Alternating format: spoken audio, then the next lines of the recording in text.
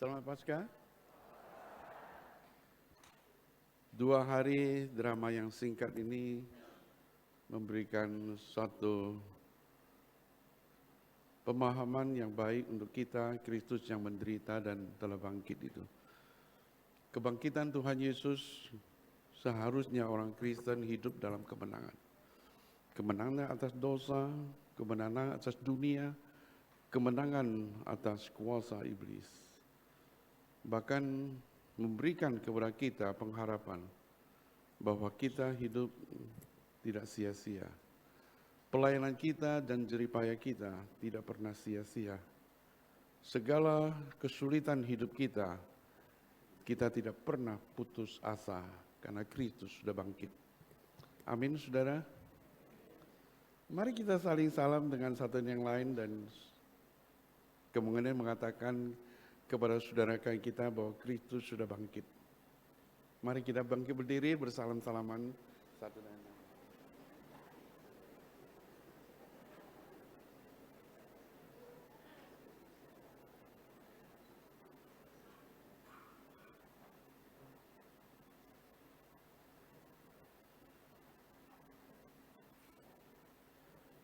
Silakan duduk kembali, jemaat kekasih Tuhan.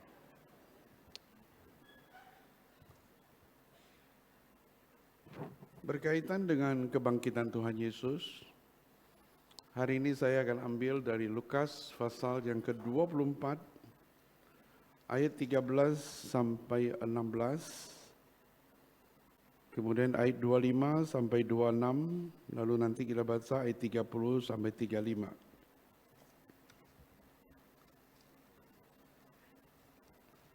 Lukas pasal ke-24 ayat 13 sampai 16. Demikian bunyi firman Tuhan. Pada hari itu juga 2 orang murid dari murid-murid Yesus pergi sebuah kampung bernama Emmaus yang terletak kira-kira 7 mil jauhnya dari Yerusalem. Dan mereka bercakap-cakap tentang segala sesuatu yang telah terjadi. Ketika mereka sedang bercakap-cakap dan bertukar pikiran, datanglah Yesus sendiri mendekati mereka, lalu berjalan bersama-sama dengan mereka. Tetapi ada sesuatu yang menghalangi mata mereka sehingga mereka tidak dapat mengenal Dia. Ayat yang ke-25 dan 26. Lalu ia berkata kepada mereka, "Hai kamu orang bodoh, betapa lambannya hatimu sehingga kamu tidak percaya segala sesuatu yang telah dikatakan para nabi. Bukankah Mesias harus menderita semuanya itu untuk masuk ke dalam kemuliaannya?" Lalu kita baca lagi ayat 30 sampai 35. Pada waktu ia duduk makan dengan mereka, ia mengambil roti, mengucap berkat, lalu memecah-mecahkannya dan berkatanya kepada mereka dan memberikannya kepada mereka. Ketika itu terbukalah mata mereka dan mereka pun mengenal Dia, tetapi ia lenyap dari tengah-tengah mereka. Kata mereka seorang kepada yang lain, "Bukankah hati kita berkobar-kobar ketika Ia berbicara dengan kita di tengah jalan dan ketika Ia menerangkan kitab suci kepada kita?" Lalu bangunlah mereka dan pergi kembali ke Yerusalem. Di situ mereka mendapati ke-11 murid itu mereka sedang berkumpul bersama-sama dengan teman-teman mereka. Kata mereka itu, "Sesungguhnya Tuhan telah bangkit dan telah menampakkan diri kepada si Simon." Lalu kedua orang itu pun menceritakan apa yang terjadi di tengah jalan dan bagaimana mereka mengenal Dia pada waktu Ia memecah-mecahkan roti. Berbahagia mereka membaca firman dan mereka yang hidup dalam firman Tuhan. Mari jemaat kita berdoa sekali lagi, mohon Tuhan pimpin kita. Terima kasih Tuhan, Engkau sudah mati memberikan tubuhmu dan darahmu bagi kami, supaya kami boleh diselamatkan oleh Tuhan. Bukan hanya itu, tapi Engkau sudah bangkit. Sehingga iman kami tidak hanya terpaku kepada kematian Kristus, tetapi kebangkitan Tuhan Yesus bahkan kedatangannya kedua kali. Segala sesuatu keselamatan kami telah Engkau kerjakan. Bahkan Engkau merekonsiliasi dengan seluruh alam semesta ini. Terima kasih Tuhan, sesuatu pekerjaan yang tidak mungkin kami kerjakan dengan membayar apapun juga. Tapi Tuhan bermurah hati kepada kami. Terima kasih Tuhan, kehadiran-Mu di tengah kami pada hari ini, karena Engkau sudah bangkit dengan kuasa Roh Kudus. Engkau berdiam di tengah-tengah kami, bahkan di dalam hati kami, memberikan damai sejahtera dan memberikan keyakinan kepada kami, bahkan menguduskan, menjadikan kami sebagai Israel yang baru. Bahkan Engkau menenangkan hati kami untuk memiliki pengharapan di dalam Yesus Kristus. Terima kasih untuk segala sesuatu yang Engkau kerjakan di dalam hidup kami. Pada hari ini kami membaca Lukas pasal yang ke-24. Kiranya Roh Kudus, kuasa kebangkitan Kristus, membukakan pikiran dan hati kami seperti kedua murid yang berjalan ke Emmaus mengalami transformasi oleh kuasa kebangkitan Kristus. Dan kami percaya bahwa Engkau pun sedang bekerja pada saat ini untuk mewujudkan kerajaan Allah di dalam hidup kami dan di dalam gereja, bahkan di dalam dunia, menurut rencana Tuhan yang kekal. Terpuji nama Tuhan, dalam nama Tuhan Yesus kami sudah berdoa. Amin. Saudara, beberapa tahun yang lalu, saya diundang berkhotbah di satu gereja di luar negeri. Kemudian teman saya dengan jujur bertanya kepada saya, Jonathan, saya terakhir ini menggumulkan, apa sih kuasa kebangkitan Tuhan Yesus dengan kehidupanku sehari-hari? Pertanyaan itu menghantam saya, saudara. Kenapa? Saya ikut turut memikirkan sebenarnya, di wilayah manakah roh kuasa kebangkitan Kristus masih bekerja, atau kuasa kebangkitan Kristus mengubah hidup saya? Bukankah Rasul Paulus berkata bahwa betapa hebatnya kuasa kebangkitan Kristus bekerja bagi mereka yang percaya? Seluruh teologi dari Rasul Paulus itu fondasinya adalah kebangkitan Kristus. Dan bahkan saudara, di dalam tulisan Rasul Paulus banyak menjelaskan bahwa kuasa kebangkitan Kristus melahirkan kita kembali. Kuasa kebangkitan Kristus membenarkan kita.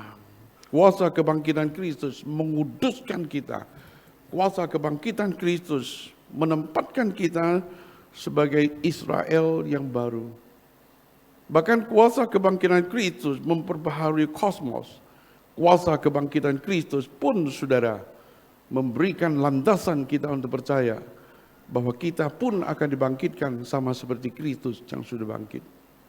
Betapa mulianya dan betapa sentralnya kuasa kebangkitan Kristus itu. Hari ini saya fokus ke Lukas pasal yang ke-24. Lukas begitu jelas mencatat bagaimanakah kuasa kebangkitan Kristus mentransformasi kedua murid ini. Itu menjadi suatu model bagi gereja, bahwa kuasa kebangkitan Kristus bukanlah hal yang bersifat spektakuler, tapi kuasa kebangkitan Kristus betul-betul kita perlu mengalami seperti kedua murid ini. Kuasa kebangkitan Kristus bukanlah seseorang bisa melakukan berbagai mujizat yang luar biasa, saudara. Saya sudah menjadi hamba Tuhan dari tahun 85, kurang lebih 40 tahunnya. Saya belum pernah melakukan satu mujizat apapun juga. Saya belum pernah berdoa menumpangkan tangan dan orang kemudian yang sakit itu bangkit. Belum pernah saya menumpangkan tangan kepada mereka yang buta, lalu mereka melihat, dan seterusnya. Tetapi apakah saya tidak mengalami kuasa kebangkitan Kristus? Dan bagaimana kuasa kebangkitan Kristus bekerja di dalam diri kita, saudara? Pertanyaan yang fundamental pada pagi ini adalah, apa sih yang menjadi persoalan dari kedua murid itu? Persoalan mereka bukanlah hal-hal yang eksternal dan kebutuhan hidup sehari-hari. Persoalan mereka juga bukan masalah moral. Persoalan mereka bukan masalah ekonomi, bukan pekerjaan, bukanlah behavior, tingkah laku yang tidak benar. Mereka adalah murid-murid yang baik, saudara. Mereka tidak melakukan kejahatan, tetapi saudara, kuasa kebangkitan Kristus itu dibutuhkan oleh mereka pada waktu saudara dialog dengan Tuhan Yesus. Tapi berdasarkan catatan Lukas, saya melihat 3 problem dari kedua murid Tuhan Yesus. Yang pertama, ayat yang ke-16. Sudah perhatikan, ayat ke-16.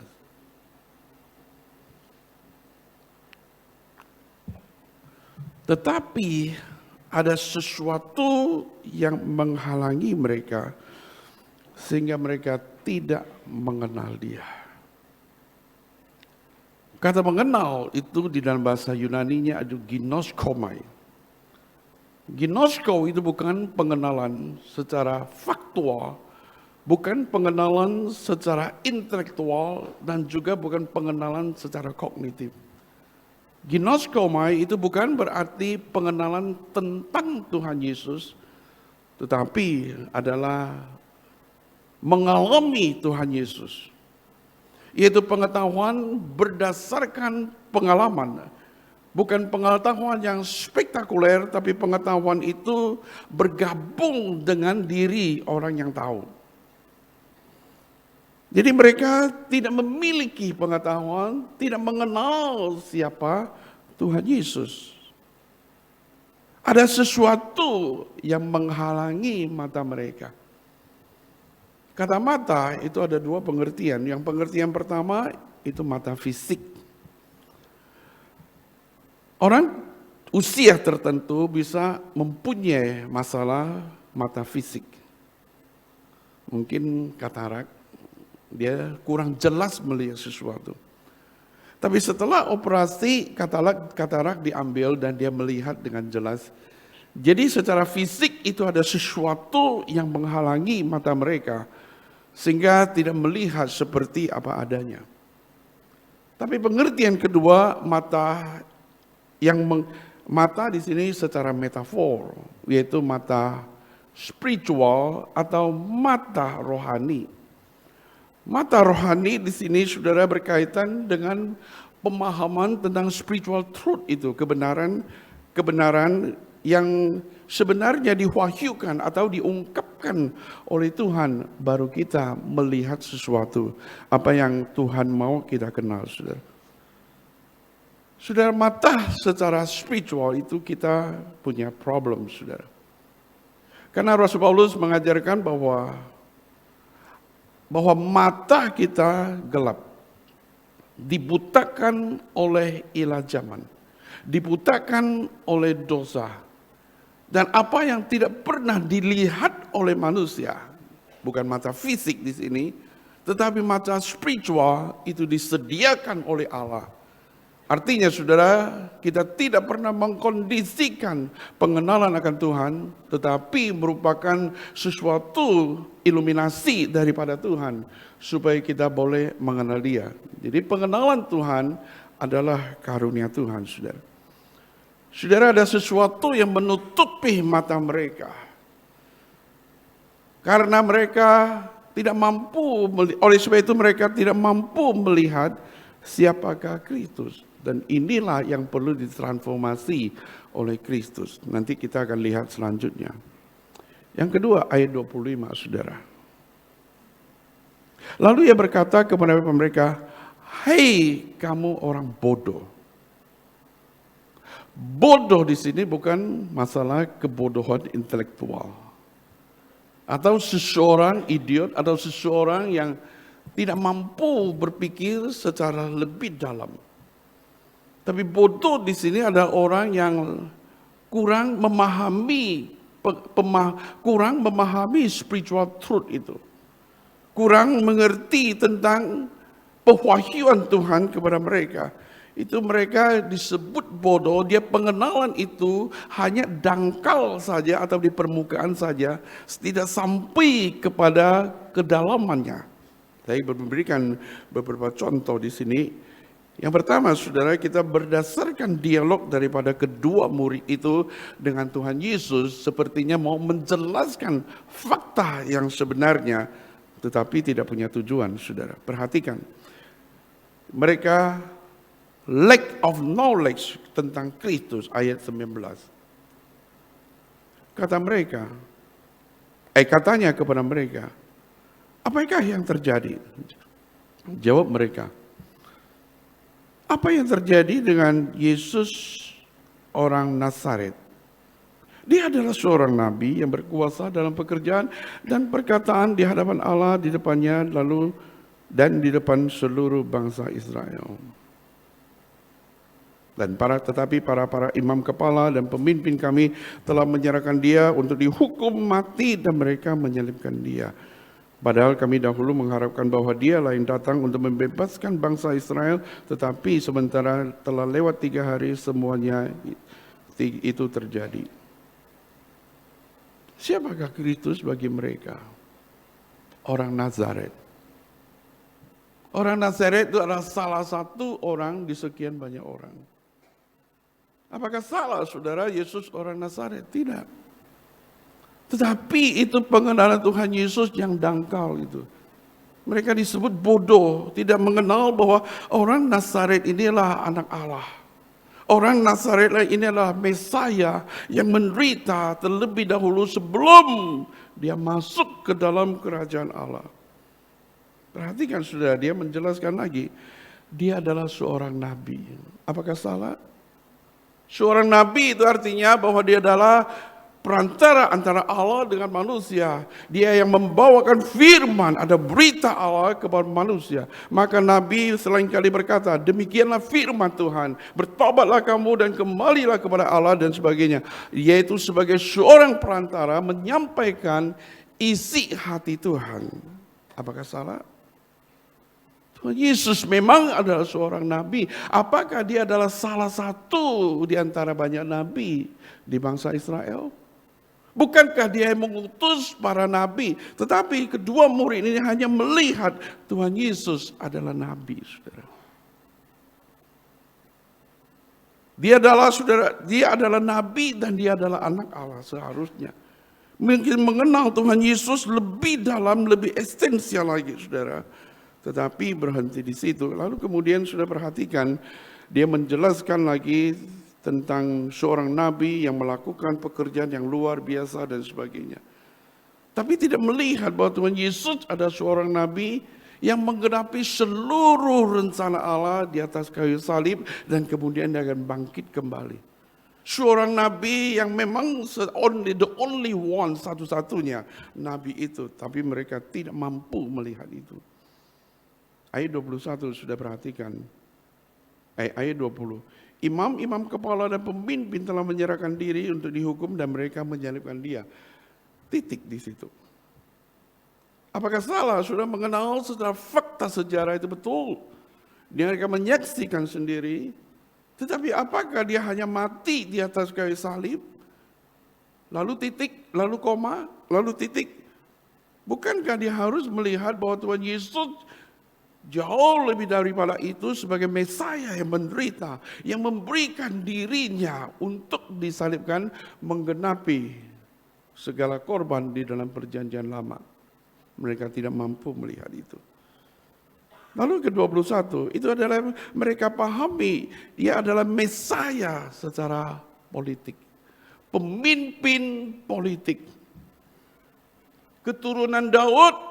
Kemudian Tuhan Yesus mengangkat senjata dan berperang dengan tentara Romawi, membebaskan bangsa Israel daripada perbudakan ataupun jajahan.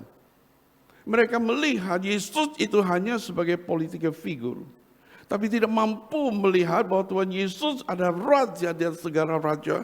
Dia adalah yang membebaskan kita dari dosa dan dari kuasa iblis. Oleh sebab itu Tuhan Yesus mengatakan, "Hei, kamu orang bodoh. Pengenalanmu itu cetek sekali, pengenalanmu itu tidak dalam, dan kamu tidak tahu banyak hal yang kekayaan yang ada di dalam diri Kristus itu." Yang ketiga, sudah perhatikan ayat 25.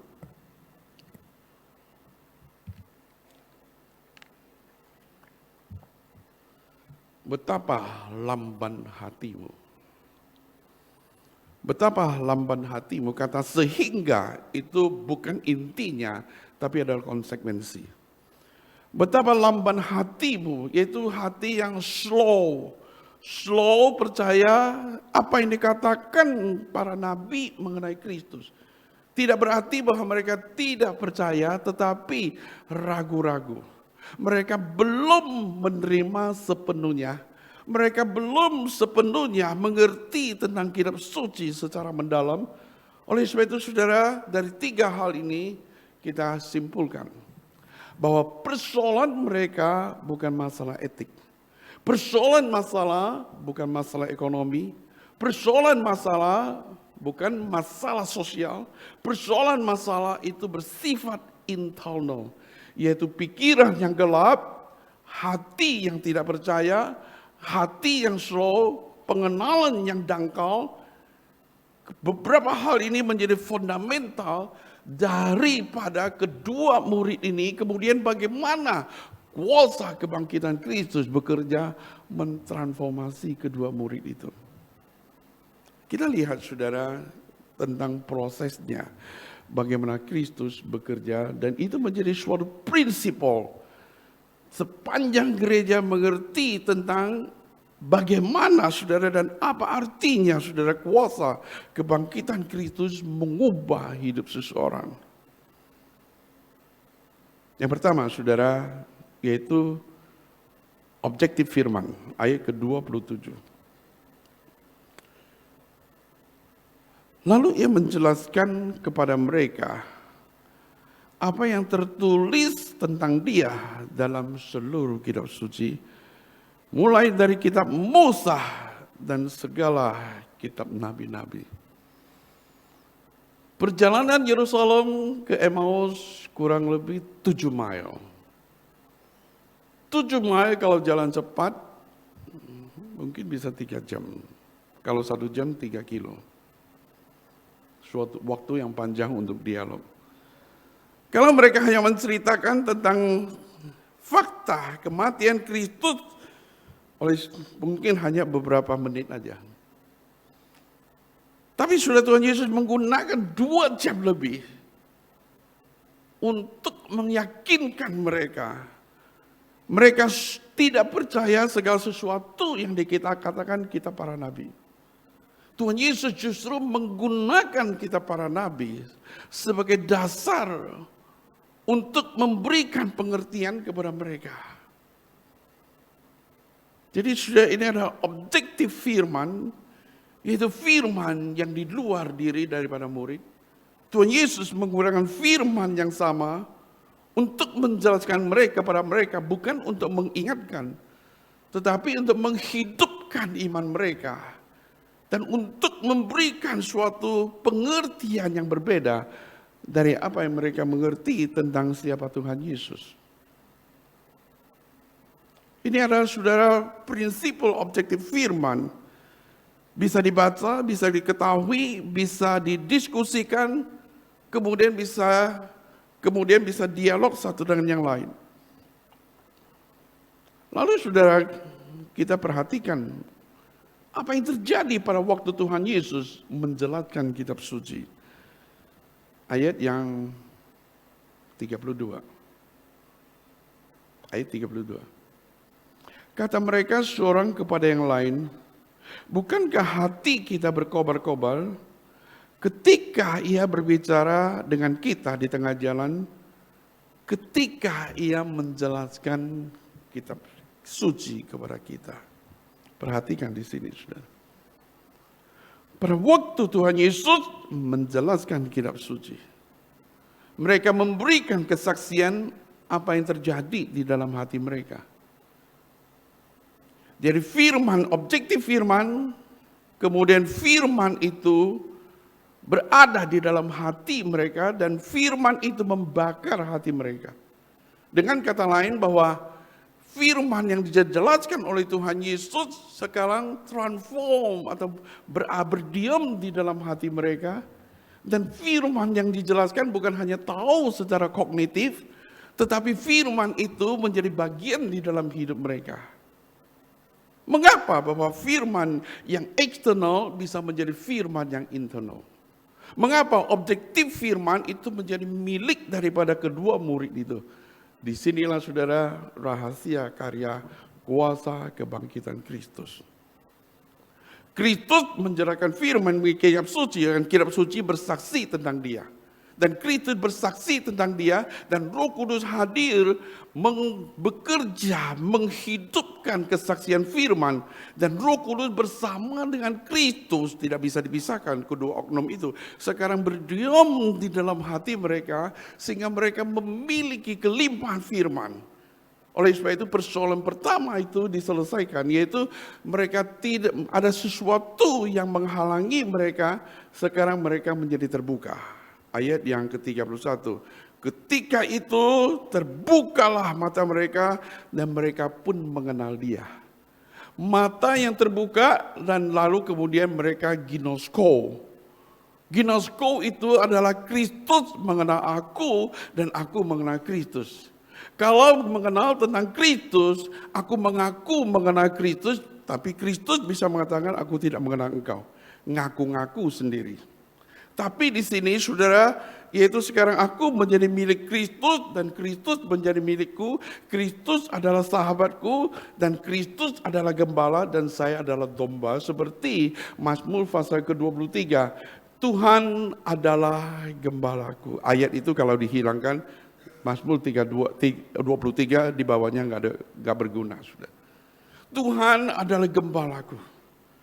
Bukan Tuhan adalah gembalamu, tetapi ku.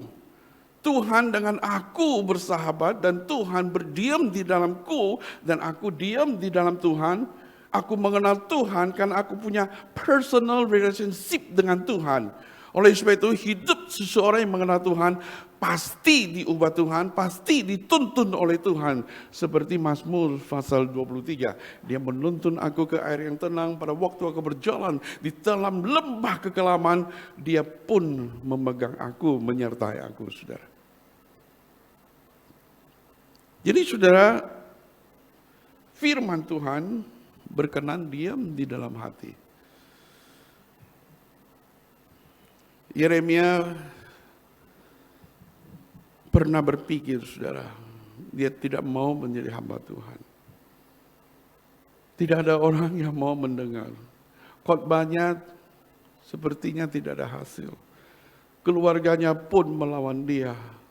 Pemimpin-pemimpin menyusahkan dia di tengah-tengah situasi yang begitu sulit. Yeremia berkata, aku tidak mau lagi berkata-kata tentang firman Tuhan. Tetapi pada waktu aku diam, hatiku itu terbakar. Hatiku itu tidak tahan. Ada sesuatu yang bergejolak di dalam hatiku sehingga aku bilang tidak mau. Akhirnya aku jadi mau. Itu artinya sudah prinsip yang sama, yaitu Roh Kudus bekerja menawan hati seseorang yang hatinya tidak mau sekarang menjadi rela. Tunduk di bawah Tuhan dan melakukan apa yang Tuhan kehendaki. Pada waktu Nehemia, saudara, menggumuli firman Tuhan, dia mengatakan firman itu menjadi kesukaan bagiku dan aku menikmatinya dan jiwaku senang atas firman. Sama prinsipnya itu pada waktu Yeremia menggumuli objektif firman, dan Roh Kudus bekerja menggunakan objektif firman dan subjektif spirit itu di dalam diri daripada Yeremia. Sehingga Yeremia hati ini dipenuhi oleh firman dan inilah saudara disebut penyertaan Tuhan di dalam hidup Yeremia. Saudara, sangat penting sekali kita lihat bahwa Roh kuasa Roh Kudus bekerja itu paralel dengan kehadiran firman. Ada orang mengatakan bahwa kuasa Roh Kudus itu bekerja begitu hebat dengan melakukan mujizat yang extraordinary, yang luar biasa. Mujizat terjadi seandainya itu merupakan tanda. Tanda itu perlu interpretasi. Tanda itu hanya sign, itu ada merupakan sesuatu penunjuk. Kalau tanda itu jelas, tapi tidak dibukakan hati untuk melihat penunjuk akhirnya, itu pun gak ada gunanya. Mujizat itu tanda kepada Kristus. Tetapi saudara, kuasa kebangkitan di dalam diri kedua murid itu, Kristus yang hadir internal, itu merupakan mujizat yang luar biasa, yang terbesar. Kuasa kebangkitan Kristus menginspirasikan Kristus yang dicatat di dalam fakta sejarah. Sekarang Kristus menjadi milikku dan Kristus adalah sahabatku, dan saya menghormati Kristus, dan Kristus dengan segala kelimpahannya, penyertaan kasihnya, kebenarannya, dan bahkan janjinya itu memenuhi di dalam hidup saya. Itulah saudara kuasa kebangkitan Kristus. Tadi saya mengatakan saya tidak bisa melakukan satu mujizat apapun setelah saya menjadi hamba Tuhan kurang lebih 40 tahun. Tetapi saya mengalami kelimpahan firman yang luar biasa.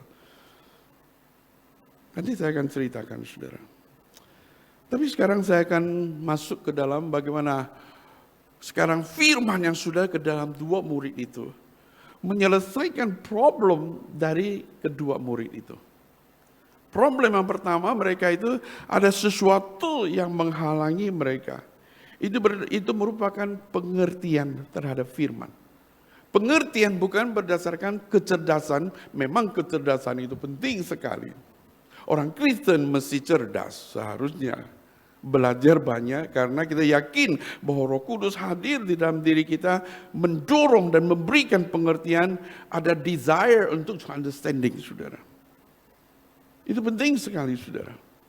Tetapi bukan di sini dalam pengertian bahwa itu secara kognitif, melainkan saudara, Roh Kudus bekerja mengungkapkan. Kita lihat Efesus pasal yang pertama.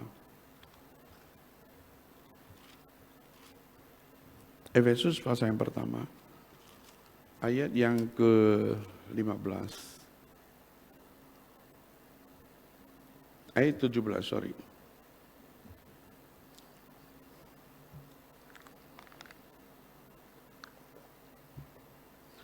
Aku meminta kepada Allah, Tuhan kita Yesus Kristus, yaitu Bapa yang mulia, supaya mengaruniakan kepada kamu roh hikmat dan wahyu untuk mengenal Dia yang dengan benar, dan supaya menjadikan mata rohani kita terang, agar kita mengerti pengharapan apa yang terkandung di dalam panggilannya, betapa kayanya bagian yang ditentukan bagi orang-orang kudus. Apa yang kurang dari jemaat Efesus? Ayat 15, setelah Rasul Paulus meninggalkan mereka dan kemudian dia mendengar imanmu dalam Kristus, kasihmu kepada semua orang kudus. Mereka bukan orang yang sembarangan. Mereka orang Kristen yang bertumbuh dengan luar biasa. Bahkan Rasul Paulus berkali-kali mengingat mereka bersyukur kepada Tuhan apa yang dikerjakan oleh kuasa kebangkitan di tengah-tengah mereka. Tidak ada celahan tulisan Rasul Paulus kepada jemaat Efesus, karena mereka sudah mengalami pertumbuhan rohani yang terus-menerus. Di dalam Efesus pasal keempat Rasul Paulus menjelaskan itu. Tetapi saudara, Rasul Paulus masih begitu merindukan dan menginginkan, yaitu kuasa kebangkitan Kristus memberikan penerangan kepada mereka ke dalam pikirannya untuk mengenal Kristus lebih dalam lagi, lebih serius lagi, dan lebih berakar lagi, saudara. Dan mereka mengerti apa artinya beriman dan apa artinya berpengharapan di dalam Kristus. Sehingga iman mereka tidak digoyangkan oleh apapun juga, karena Kristus adalah miliknya. Orang yang seperti ini, pada waktu segala sesuatu itu sudah hilang, imannya berdiri teguh. Karena iman itu berdasarkan fondasinya adalah Kristus. Oleh sebab itu kita mengerti, Habakuk berkata, walaupun pokok anggur tidak menghasilkan, walaupun pohon ara tidak menghasilkan buah, walaupun segala ternak kambing domba itu sudah menjadi tidak ada, namun aku tetap beria-ria di dalam Tuhan. Artinya apa? Segala sesuatu boleh hilang, tapi imannya tetap teguh. Ayub segala sesuatu hilang, tetapi Ayub tidak pernah kurang atau tidak percaya kepada Tuhan. Cuma Ayub sulit untuk mengerti mengapa dia menderita. Tetapi dia tidak pernah meragukan Tuhan yang dipercayanya. Itu adalah iman, saudara, semakin berakal di dalam Kristus, semakin dalam. Dan orang yang seperti itu, saudara, pikirannya ditransformasi oleh kuasa kebangkitan Kristus. Lalu Rasul Paulus mengatakan, pikirkan pembaharuan budi terus-menerus supaya kau mengerti apa kehendak Tuhan di dalam hidupmu. Bahkan Rasul Paulus menjelaskan, sudah pikirkan segala perkara di atas, bukan yang di bumi. 1 Korintus pasal yang kedua, yaitu mengenai pikiran rohani, ya pikiran Kristus, bukan pikiran duniawi dan bukan pikiran yang tertuju segala perkara duniawi ini, saudara. Dan itu merupakan pembaharuan pikiran yang dikerjakan oleh Roh Kudus ke dalam pikiran kita, saudara. Ayub pasal 42 ayat ke-5, setelah Tuhan menampakkan diri kepada dia ataupun menunjukkan siapakah dia. Ayub berkata, dari dulu aku mengenal tentang engkau, tetapi sekarang aku bertemu dengan engkau muka dengan muka. Dari dulu aku diajarkan orang tentang Tuhan, tetapi sekarang aku mengenal engkau secara pribadi. Itulah merupakan suatu kuasa kebangkitan Kristus yang telah mentransformasi pikiran kita sehingga kita itu joy, sukacita, belajar firman, cinta firman, dan hidup oleh kebenaran firman. Lukas pasal yang ke-24, kita baca lagi satu bagian, saudara. Ayat yang ke-45.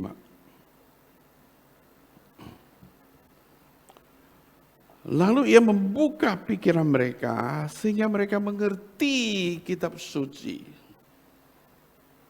Pembacaan firman itu harus disertai dengan kuasa kebangkitan Kristus membukakan pikiran kita, saudara. Sehingga firman Tuhan itu menjadi sukacita kita dan terus kita hidup dengan kuasa firman. Firman itu memberikan bijaksana dan kita jadi hidup bijaksana, tahu apa yang baik dan tahu apa yang berkenan di hati Tuhan. Beberapa waktu yang lalu saya mengunjungi seorang jemaat, seorang ibu yang umur 84 tapi masih sehat, sudah luar biasa. Saya pikir dia umur 70-an. Setelah saya ngomong-ngomong sama dia dan saya bertanya, Ibu mau didoakan apa?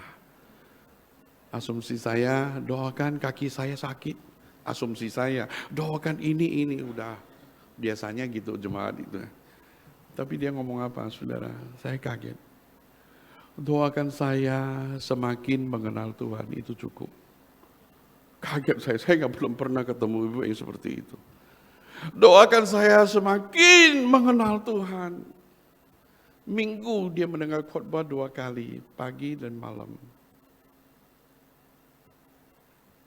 Dia melayani Tuhan dengan dia memperhatikan hamba Tuhan dan orang-orang terkenal. Saya sudah mendengar tentang dia, bahwa dia seorang ibu yang mengasihi Tuhan. Waktu saya ketemu dia, sudah seorang yang bijak, seorang yang luar biasa lembutnya hatinya. dan kehangatan hidupnya. Karena apa? Pengenalan Kristus yang telah mengubah dia. Dia merasa puas kalau dia mengenal siapa Tuhan. Yang kedua, saudara, kuasa kebangkitan Kristus yang bekerja di dalam kehendak kedua murid itu. Yaitu, saudara, kuasa kebangkitan Kristus memberikan arah kepada kehendak kedua murid itu. Mari kita lihat kembali ke Lukas pasal yang ke-24, 3 ayat 33. Lalu bangunlah mereka dan terus kembali ke Yerusalem. Di situ mereka mendapati ke-11 murid itu mereka sedang berkumpul bersama-sama dengan teman-teman mereka. Unik sekali. Mereka berjalan ke Emmaus, kembali ke kampung halamannya, kembali ke rumahnya, kembali ke istri anaknya. Kalau mereka sudah menikah dan sudah punya anak. Bukankah menyenangkan? Tapi setelah ditransformasi oleh kuasa kebangkitan Kristus, mereka kembali ke Yerusalem. Yerusalem ada apa? Yerusalem telah menyalibkan Tuhan. Yerusalem adalah tempat yang berbahaya. Yerusalem sebenarnya tanda kutip tidak ada tempat bagi murid-muridnya. Mereka kembali ke Yerusalem, itu suatu komitmen yang baru. Mereka tidak hidup sendiri, tapi mereka bergabung dengan community, yaitu rasul-rasul dan murid-murid yang lain. Mengapa mereka bergabung, saudara? Ada mission yang baru, yaitu bersaksi bahwa Tuhan Yesus sudah bangkit dan seterusnya. Mereka mengatakan bahwa Tuhan Yesus sudah bangkit dan kami mengenal Dia. Mereka bukan hidup individualistik sendiri dan mengalami transformasi itu sudah cukup, tapi kehendak mereka diteguhkan oleh Tuhan dan kembali kepada Yerusalem. Yerusalem ada mission. Yerusalem ada visi yang baru. Yerusalem mereka pergi ke sana dan tidak kembali lagi, saudara. Seumur hidup mereka menjadi orang-orang Kristen yang mengasihi Tuhan dan mereka hidup demi Injil Kristus Yesus. Itu adalah sudah kehendak yang diarahkan, ditransformasikan dari Emmaus kembali ke Yerusalem, saudara. Orang yang mengalami kuasa kebangkitan Kristus, ada perubahan kehendaknya. Yaitu saudara, dia mempunyai satu komitmen untuk hidup suci, suatu komitmen untuk hidup menyenangkan Tuhan, suatu komitmen untuk melayani Tuhan dan membaktikan diri untuk Tuhan, suatu komitmen tentang glory, kemuliaan Tuhan menjadi tujuan di dalam hidup, bukan kemuliaan dirinya, saudara. Suatu komitmen bahwa hidup adalah Kristus dan mati adalah keuntungan. Ada komitmen yang baru, saudara, di dalam hidup orang mengalami suatu transformasi oleh karena kuasa kebangkitan Kristus. Ada komitmen untuk hidup suci atau komitmen tidak lagi hidup di dalam dosa dan komitmen tidak lagi bersahabat dengan dunia, saudara. Keinginan kita dihidupkan oleh Roh Kudus. Keinginan kita diteguhkan oleh Roh Kudus sehingga mencintai segala sesuatu dari Tuhan, bukan segala sesuatu diinginkan oleh dunia. Mencintai apa yang dicintai oleh Tuhan dan membenci apa yang dibenci oleh Tuhan. Yang dulunya mencintai apa yang dibenci oleh Tuhan dan membenci apa yang dicintai Tuhan. Itu adalah suatu perubahan direction seseorang kalau ketika mengalami kuasa kebangkitan Kristus, yaitu hidupnya, kehendaknya dituntun oleh Roh Kudus langkah demi langkah. Hidupku bukan kehendakku, tetapi kehendak Tuhan yang jadi. Datanglah kerajaanmu, jadilah kehendakmu, bukan kehendakku. Jikalau datanglah kerajaanku, kehendakku yang jadi. Itu cilaka, saudara. Tapi orang yang mengalami kuasa kebangkitan Kristus, hidupnya pasti berbeda. Rasul Paulus mengatakan pada waktu dia sudah tua dan di dalam penjara, dia mengatakan bahwa yang kuhendaki adalah mengenal dan kata lain mengalami kuasa kebangkitan Kristus, supaya aku semakin serupa dengan kematian dan penderitaan dan kematiannya, supaya aku semakin serupa dengan kebangkitannya, supaya aku pun bisa dibangkitkan bersama dengan Kristus, saudara. Itu adalah transformasi oleh kuasa kebangkitan Kristus, terus menerus hidup di dalam kasih karunia Tuhan. Tahun lalu saya ke Kanada memimpin satu retreat. Salah satu seorang dari Indonesia kemudian ketemu dengan saya, sharing banyak hal, baik tentang iman dan pekerjaannya. Dia usaha garment, dan sekarang usaha garment itu sulit sekali. Dia punya karyawan ada 1.000.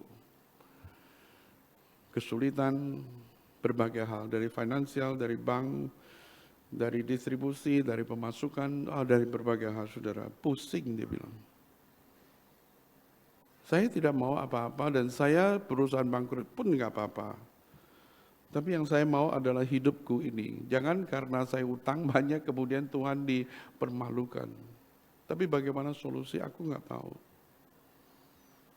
Tapi yang saya doakan adalah bahwa Tuhan jangan karena masa-masa krisis seperti ini aku berdosa pada Tuhan. Jangan masa-masa krisis yang seperti aku jalan pintas.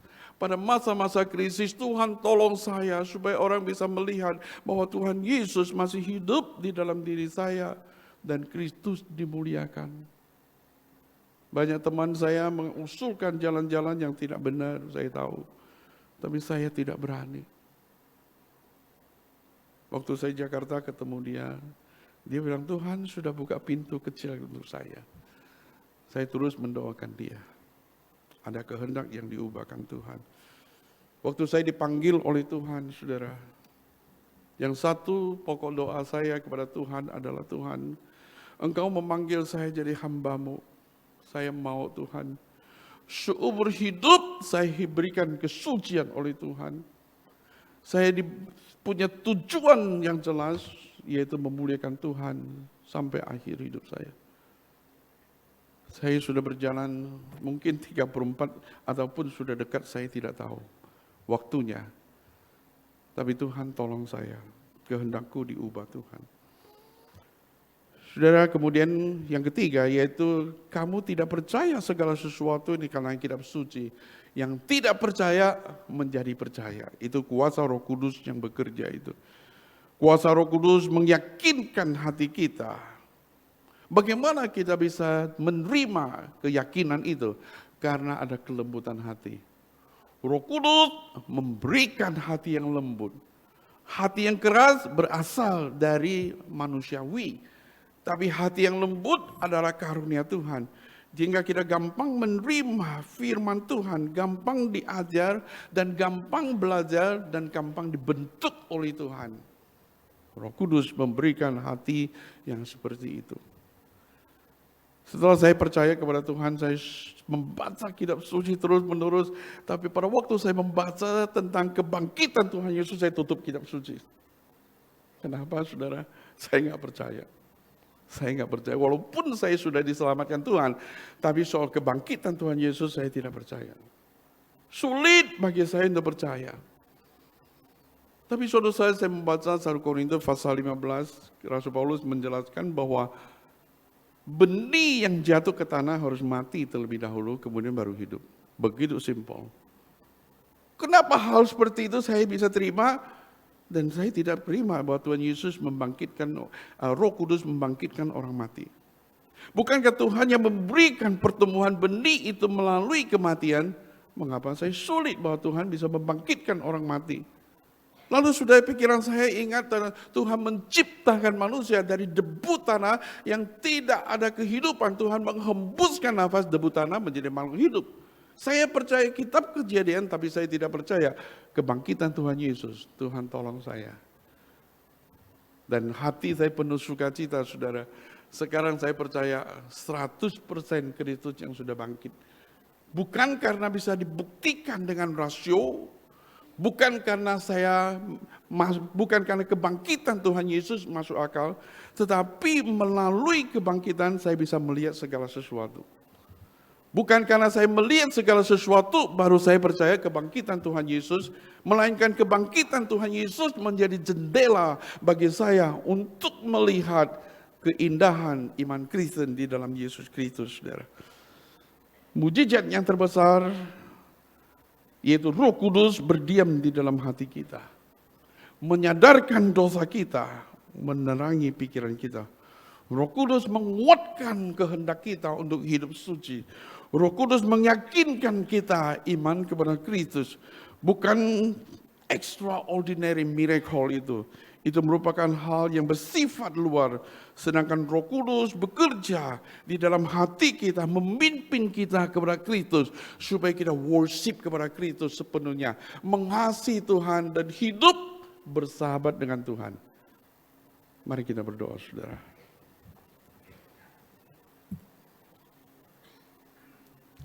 Saudara, mari kita berdoa di dalam hati kita. Kalau sudah memeriksa ke dalam hati, ada sesuatu yang sudah tidak percaya. Sudah membutuhkan kuasa kebangkitan Kristus. Untuk menolong saudara menjadi seorang yang lembut hatinya dan percaya kitab suci. Sudah menemukan, sudah tidak mengenal siapa Tuhan Yesus, tapi tahu tentang Tuhan Yesus. Karena Tuhan Yesus hanya sekitar fakta sejarah. Sudah berdoa supaya Roh Kudus menolong kita. Menghidupkan Kristus yang hidup dicatat di dalam sejarah, dan Kristus menjadi milik kita. Kalau saudara lamban hatinya, atau saudara tidak mengerti, atau pengertian yang dangkal kepada Kristus dan kepada fakta atau sejarah kebenaran spiritual itu. Sudah berdoa pada Tuhan supaya Tuhan tolong. Sehingga sudah mengerti tentang betapa kayanya pengenalan akan Kristus dalam hidup kita. Dan kita beriman kepada Kristus di dalam Dia. Dan kita menaruh pengharapan di dalam Dia. Supaya kita tidak lagi bersandar kepada segala sesuatu yang bersifat kelihatan dan fenomena.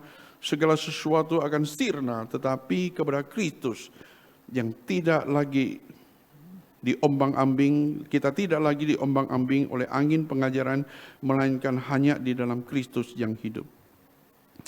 Sudah berdoa secara pribadi dan Tuhan tolong kita. Dan Tuhan tolong kita kalau saudara hidup masih di dalam dosa. Mintalah kuasa kebangkitan Kristus untuk memberikan kekuatan, menginfus kekuatan ke dalam kehendak kita untuk menolak dosa dan dunia dan untuk hidup suci bagi Tuhan.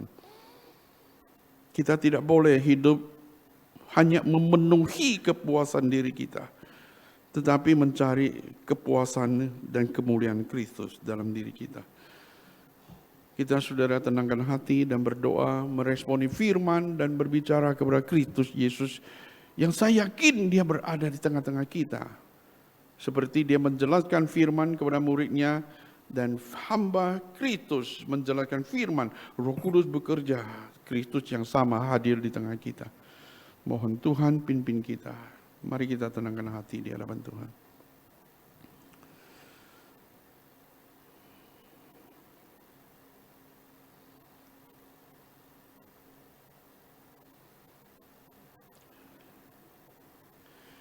Tuhan, periksalah hati kami. Karena kami pun seringkali tidak tahu siapa diri kami dan kedalaman hati kami. Pikiran kami yang gelap, kami pikir orang lain yang gelap. Kami tidak mengenal Kristus. Kami mempersalahkan orang yang sungguh-sungguh hati percaya kepada Kristus. Kami melihat segala sesuatu itu terbalik ya Tuhan. Kami membutuhkan pertolongan Tuhan. Kuasa Roh Kudus membalikkan pikiran kami supaya kami mengenal Kristus dengan jelas dan terang. Kiranya Roh Kudus, kuasa kebangkitan Kristus itu bekerja di dalam kehendak kami dan menolong kami supaya kami belajar apa artinya hidup suci di hadapan Tuhan dan menolak dunia. Apa artinya kami tidak lagi hidup berdasarkan kuasa yang gelap, tetapi kuasa Kristus yang bangkit itu. Kami tidak lagi hidup menurut pola dari dunia ini, tapi pola daripada Kristus. Kami tidak lagi hidup menurut cara hidup kami yang lama, tapi cara hidup yang baru. Kiranya Tuhan berbelas kasihan kami dan mentransformasi hati kami seperti kedua murid Tuhan Yesus. Terima kasih Tuhan, kami boleh hidup sebagai orang Kristen berpegang kepada kebenaran dan yakin kepada Kristus Mesaya yang menderita. Dan kami sebagai orang Kristen yang normal, tapi hidup dengan kuasa kebangkitan Kristus. Yang hidup dengan suci dan mulia bagi kemuliaan Tuhan, dan kami hidup bagi kemuliaan bagi Kristus. Kami menyerahkan diri kami ke dalam tangan Tuhan. Setiap jemaat yang mendengar firman Tuhan, Tuhan teguhkan firman ke dalam hati mereka. Melalui drama singkat, melalui firman Tuhan pada hari ini kami berbakti kepada Tuhan. Kami dengan puji syukur dan hati kami terangkat kepada Kristus yang sudah bangkit. Terpuji nama Tuhan, dalam nama Tuhan Yesus kami berdoa. Amin.